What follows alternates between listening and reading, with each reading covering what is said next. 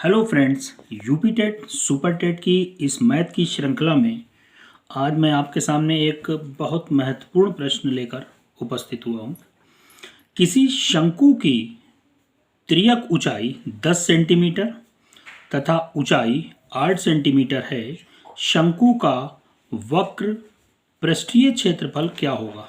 देखिए, सबसे पहले तो हम आपको बताते हैं कि शंकु, देखिए हमने एक शंकु बना लिया। शंकु की आकृति बना लेते हैं, ठीक है। देखिए, ये शंकु की हाइट होती है और ये दूरी जो होती है वो त्रिज्या होती है आर। ये शंकु की तिरछी ऊंचाई एल होती है। ये शंकु की ऊंचाई एच होती है, हाइट। अब हमें दिया हुआ है शंकु की तिर्यक ऊंचाई। तिर्यक मीन्स तिरछी। तिर्यक मीन्स होता है तिरछी ऊंचाई। तो तिर्यक ऊंचाई कितनी दी हुई है हमें?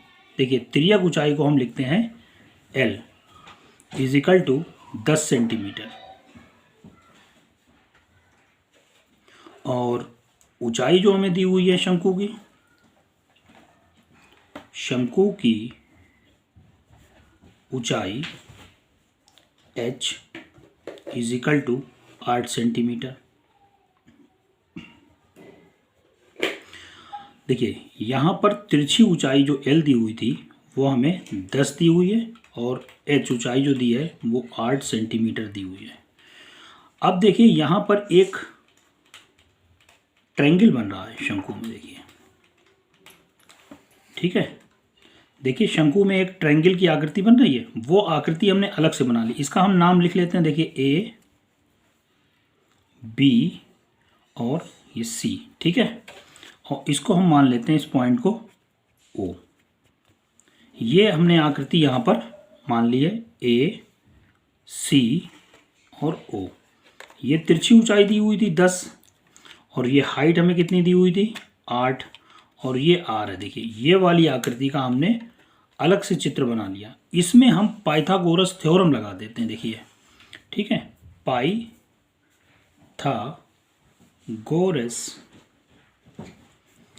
प्रमेय। पाइथागोरस प्रमेय देखिए क्या होती है। कर्ण का स्क्वायर इज इक्वल टू लंब का स्क्वायर प्लस आधार का स्क्वायर। कर्ण का स्क्वायर जो होता है वो बराबर होता है लंब के स्क्वायर के प्लस आधार के स्क्वायर के योग के बराबर होता है कर्ण का स्क्वायर।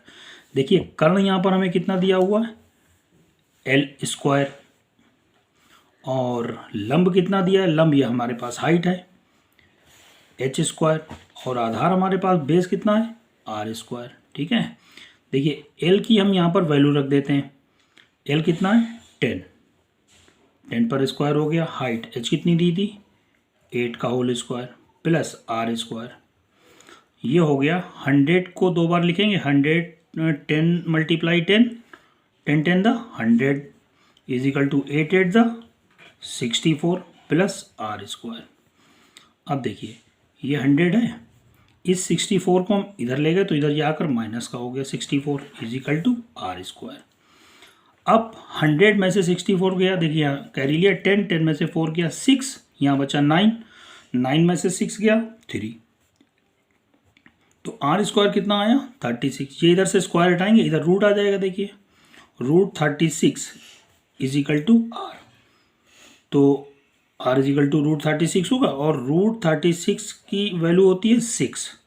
36 का रूट कितना होता है 6, तो R हमारे पास कितना आ गया 6 सेंटीमीटर,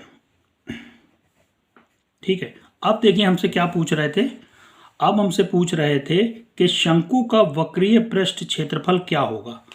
अब हम यहां पर लिख लेंगे शंकु का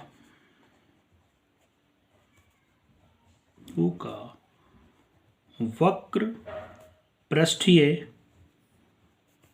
क्षेत्रफल क्या होता है पाई R L। पाई की वैल्यू कितनी 22/7, आर की वैल्यू हमारे पास कितनी आई 6 और तिरछी ऊंचाई हमारे पास कितनी थी, देखिए तिरछी ऊंचाई हमारे पास एल थी 10, तो हमने यहाँ पर लिख दी 10। अब देखिए 22/7 गुणा 10 छंग 60, ठीक है।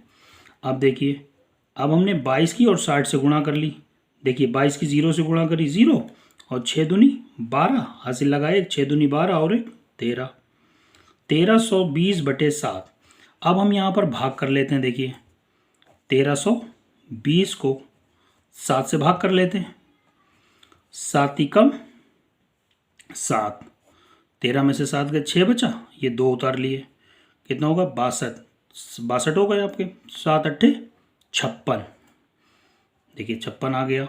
12 में से 6 गए 6 बचे, यहाँ 5 में से 5 गया कुछ नहीं, अब ये 0 उतार लिया, यहाँ 60 होगा, अब 7 का पहाड़ा पड़ी है 60 से ऊपर ना जाए, 7 अट्ठे 56, 10 में से 6 गया 4 बचा और 5 में से 5 गया कुछ नहीं बचा। अब यहाँ पर हमने पॉइंट लगाकर एक 0 बढ़ा लिया।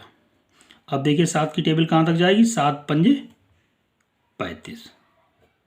अब हमने यहाँ इस पॉइंट के एक अंक तक आंसर निकाल लिया 188.5, यानी कि जब 1320 को 7 से भाग दिया तो आंसर आया 188.5, 188.5 सेंटीमीटर स्क्वायर। यही हमारे पास शंकु का वक्र पृष्ठीय क्षेत्रफल, देखिए शंकु का वक्र पृष्ठीय क्षेत्रफल आ गया 188.5 सेंटीमीटर स्क्वायर।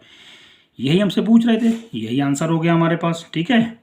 और ये सवाल अन्य प्रदेशों की टीचर्स भर्ती में अधिक पूछा जाता है। आपको हमारा सवाल कैसा लगा, हमारे इस चैनल को आप सब्सक्राइब करिए और वीडियो को लाइक करिए। सवाल देखने के लिए धन्यवाद।